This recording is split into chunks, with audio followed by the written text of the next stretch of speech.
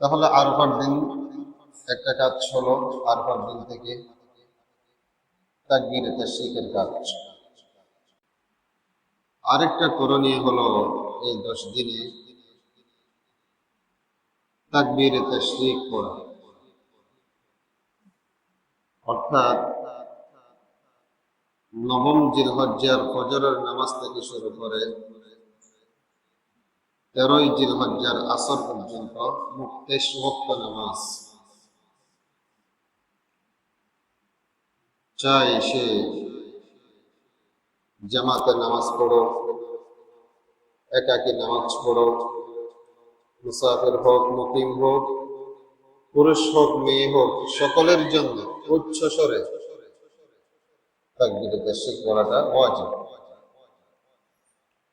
এই কারণে কোন ইমাম সাহেব যদি বলে যান, মুক্তাদিরা বড় করে স্মরণ করিয়ে দেবে।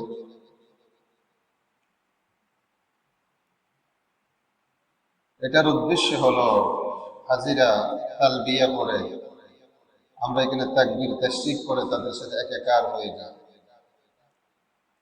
তাকবীরে তাশরীক, আল্লাহু আকবার, আল্লাহু আকবার, লা ইলাহা ইল্লাল্লাহ, আল্লাহু আকবার, আল্লাহু আকবার, ওয়া লিল্লাহিল হামদ। হাজিরা তারা তালবিয়া পড়বে, লব্বাইক লব্বাইক করবে, আল্লাহু আকবার। আমরা এখানে তাকবীরে তাশরীক করব, আমরাও তাদের সাথে একাকার হয়ে গেলাম।